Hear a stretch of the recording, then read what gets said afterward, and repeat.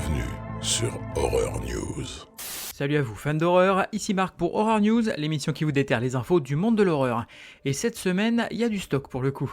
On commence avec une bande-annonce pour le film Sensation à Cannes, intitulé The Substance et réalisé par Coralie Farja, notamment connue pour Revenge.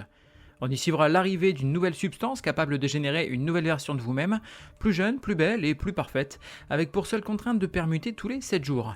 Rien de compliqué, pas vrai ? Sortie prévue le 6 novembre au cinéma et le 20 septembre aux US.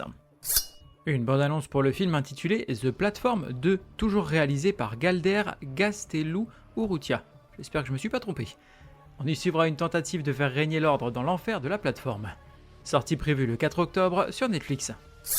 La couverture du roman graphique français intitulé Jaune se dévoile.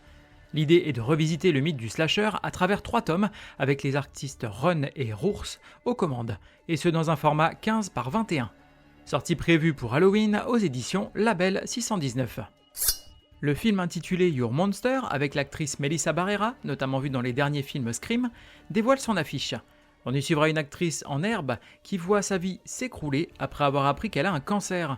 Bientôt elle rencontre un monstre terrifiant mais étrangement charmant qui vit dans son placard. Sortie prévue le 25 octobre au cinéma US. Annabelle n'est plus. C'est du moins le cas pour l'une des poupées utilisées pour le tournage des films de la saga, puisque lors d'une exposition d'objets des studios Warner à Rio, un grave incendie a détruit plus de 1000 objets utilisés dans les films, tels que le van de Scooby-Doo, une des Batmobiles de Batman, la baguette d'Harry Potter, le canapé de la série Friends et donc une poupée Annabelle. Le comics gore intitulé Barbaric devrait être adapté en série par Netflix. On apprend que le réalisateur Michael Bay serait en égo pour le diriger et que l'acteur Patrick Stewart serait en égo pour l'un des rôles principaux. Le comics suit Owen le barbare, condamné à faire le bien avec ce qui lui reste de sa vie. Son arme sanguinaire, Axe, est devenue sa boussole morale face à un problème d'alcool. Ensemble, ils parcourent le royaume, condamnés d'avance à aider quiconque cherche leur aide. Mais il y a une chose qu'Owen déteste plus qu'une vie avec des règles, les sorcières. Une bande-annonce pour le petit film de vampire intitulé Bogeyville. On y suivra un couple en fuite qui va se retrouver dans un parc à caravanes infesté par des vampires assoiffés de sang. La sortie est prévue cet été, mais reste à savoir où est-ce qu'on va le retrouver. Je parierais sur de la VOD personnellement. Un premier teaser pour le 5e opus de la franchise Hell House LLC, intitulé Hell House LLC Lineage. On y plongerait plus profondément dans le passé de certains personnages de la franchise, tout en y découvrant de nouveaux. Sortie prévue en octobre 2025 sur la plateforme de streaming Shudder. Une bande-annonce pour la nouvelle série animée dans l'univers de Terminator et intitulée Terminator 0. On y reviendrait à l'essence du premier film qui se voulait plus horrifique et on y suivrait la lutte en 1997 contre l'intelligence artificielle Skynet alors qu'un concepteur japonais travaillant sur une IA concurrente va se retrouver traqué par un Terminator et qu'un protecteur va être envoyé depuis 2022 pour le protéger ainsi que sa famille. Sortie prévue le 29 août sur Netflix. La série Reginald the Vampire est annulée après seulement 2 saisons. Il s'agissait d'une comédie diffusée sur la chaîne Sci-Fi qui mettait en scène un vampire plutôt hors norme parmi ses semblables. Alors là, je m'adresse aux fans de cinéma déviant puisqu'une bande-annonce pour le film intitulé Cat Nado vient de sortir. Comme vous l'aurez peut-être deviné, il s'agira d'un film catastrophe où une tornade remplie de chats, oui de chats, va tout détruire sur son passage. Sortie prévue le 22 octobre en VOD. Le film de serial killer intitulé Longlegs cartonne pour son premier week-end d'exploitation avec 22,6 millions de dollars au box-office US pour un budget d'environ 10 millions. Ces chiffres en font le plus gros démarrage de l'année pour un film original et le plus gros démarrage pour un film distribué par les studios Néon, dont le dernier gros score était détenu par Immaculée et ses 5,3 millions de dollars au box-office US pour son premier week-end d'exploitation. Néon se place ainsi comme un sérieux acteur du genre horrifique aux US. Le réalisateur James Wan devrait produire une série comique fantastique intitulée Area 51 pour CBS. Dans ce format court, on suivrait la collaboration d'humains et d'aliens dans l'une des zones les plus secrètes du monde, la zone 51. Une bande-annonce pour le film intitulé The Deliverance, inspiré d'une histoire vraie et avec notamment les acteurs Glenn Close, notamment vu dans Mars Attack, et Omar Epps, notamment vu dans Dracula 2001. On y suivra une jeune femme et ses 3 enfants qui rencontrent des incidents surnaturels dans leur maison de l'Indiana. Petit à petit, les enfants se retrouvent possédés par l'esprit de démons. Sortie prévue le 30 août sur Netflix. Hey, salut toi qui m'écoutes. Savais-tu qu'à chaque fois qu'un auditeur écoute ce podcast sans être abonné ni le partager, une licorne meurt dans le monde ? Alors n'attends plus, pense aux licornes, abonne-toi et partage autour de toi. Ceci est un message du Fonds de protection des licornes. Première image pour le remake du film des années 80 Witchboard, ou Ouija en français, réalisé par Chuck Russell, notamment connu pour avoir réalisé Freddy 3, Les Griffes du Cauchemar, avec l'acteur Jamie Campbell Bower, notamment connu pour avoir fait Vecna dans Stranger Things. On y suivrait Emily, son fiancé et un groupe d'amis qui ouvrent un café en réaménageant une vieille maison dans le quartier français de la Nouvelle-Orléans. Emily y découvre une ancienne planche Ouija, utilisée autrefois pour convoquer les esprits. Le tournage de la suite du film Megan, intitulé Megan 2.0, vient de débuter avec le retour des deux actrices principales Alison Williams et Violette McGraw, ainsi que du réalisateur du premier opus, Gerard Johnstone. Sortie prévue le 27 juin 2025. Netflix viendrait de commander une série horrifique intitulée Something is very bad is going to happen, ou quelque chose de très mal va se passer, aux Duffer Brothers, notamment connus pour avoir créé Stranger Things. La série écrite par Haley Z. Boston, notamment connue pour Brand New Cherry Flavor, suivrait un couple durant les jours entourant leur mariage et qui les mènerait vers un destin funeste. La série Alien, se déroulant dans l'univers des célèbres xénomorphes, viendrait juste de terminer son tournage. On y suivrait l'avènement sur Terre de la méga-corporation Weyland-Yutani, tentant de créer une nouvelle vie androïde 30 ans avant les événements du premier film Alien. La sortie serait prévue pour 2025. Premières images pour le film préquel au classique Rosemary's Baby, intitulé Appartement 7A.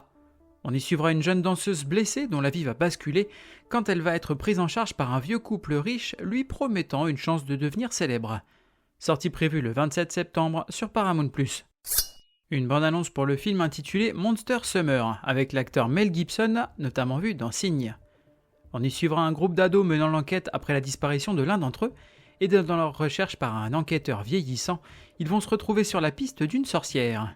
Sortie prévue le 4 octobre au cinéma US. Et personnellement, je croise les doigts pour qu'on ait droit à une sortie ciné. Une nouvelle bande-annonce pour le film Beetlejuice, et on découvre un peu plus l'histoire du film. On y suivra la famille Dietz, revenant à Winter River après une terrible tragédie. La fille de Lydia, Astrid, va accidentellement ouvrir un portail vers l'autre monde et s'y retrouver coincée. Lydia devra alors faire appel à Beetlejuice pour l'aider à sauver sa fille. Sortie prévue le 11 septembre au cinéma. Une bande-annonce pour le film de catch intitulé Dark Match, avec notamment le catcheur et acteur Chris Jericho. On y suivra une petite entreprise de catch embauchée pour se produire dans une étrange petite ville qui va se révéler tenue par un culte satanique, les poussant dans des matchs à mort. Sortie prévue cette année avec une avant-première au festival Fantasia ce 21 juillet.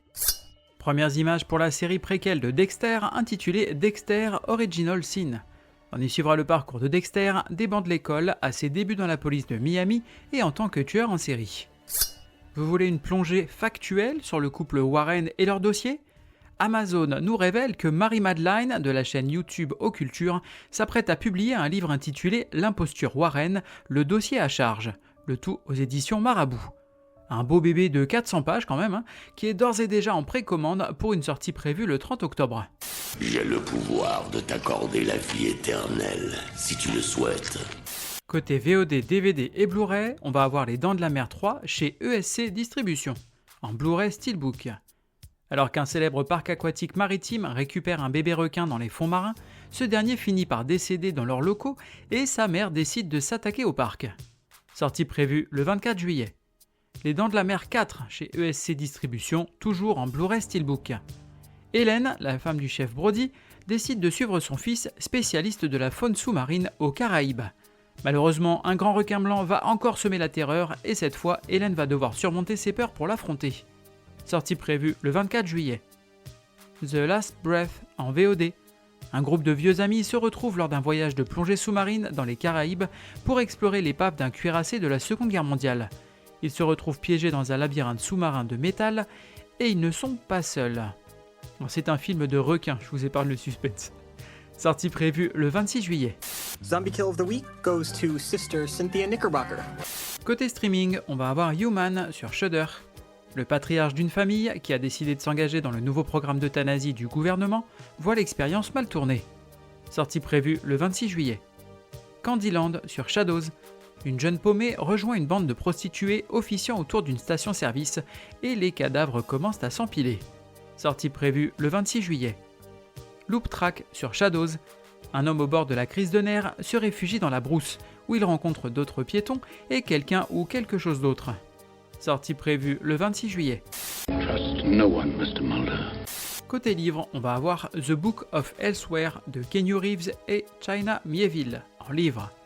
Un guerrier millénaire légendaire fait équipe avec le gouvernement américain qui l'assiste sur des opérations en échange d'une façon de pouvoir enfin mourir, d'après le comics Berserker. Sortie prévue le 23 juillet. Aliens vs Avengers en comics. Les xénomorphes ont atteint la Terre et c'est surhumain. Qui sera le premier à tomber ? Sortie du premier numéro le 24 juillet en VO. Côté jeux vidéo, on va avoir Conscript sur PC. Pendant la Première Guerre mondiale, un soldat français doit traverser l'enfer des tranchées, dénicher de rares provisions et résoudre des énigmes en luttant pour sa survie au beau milieu du conflit le plus terrible de l'histoire. Sortie prévue le 23 juillet. Shift 87 sur PC. Dans ce jeu d'horreur, votre mission du jour sera de mémoriser votre environnement et signaler toute anomalie. Bon courage et bonne journée. Sortie prévue le 23 juillet. Undying sur Nintendo Switch. Infectée par une morsure de zombie, les jours d'Anne Ling sont comptés. Elle doit maintenant se battre pour survivre, non pas pour elle-même, mais pour son jeune fils Cody. Assurer la survie de Cody dans un monde infesté de zombies en le protégeant et en lui apprenant de précieuses compétences à tout prix. Sortie prévue le 25 juillet. I'm a leprechaun, me dear. Terminons cet épisode avec une reco, et ce sera le recueil de nouvelles Lorsque la nuit tombe de Stéphane G1. Venez découvrir un univers riche et sombre à travers ce recueil de 7 nouvelles dont chacune vous fera voyager au cœur de la nuit, là où toutes les pires abominations prennent vie. Auteur indépendant que j'apprécie beaucoup, aussi bien par son contenu que par son style, et qui a déjà quelques autres œuvres à son actif que je vous invite à aller découvrir. En plus pour le coup, Lorsque la nuit tombe est à 10€ sur Amazon, donc ça vaut pas le coup de se priver. Merci à vous d'avoir suivi cette émission. Comme d'habitude, je vous invite à aller me suivre aussi bien sur Instagram que sur Facebook, et vous pouvez également aller vous abonner sur YouTube.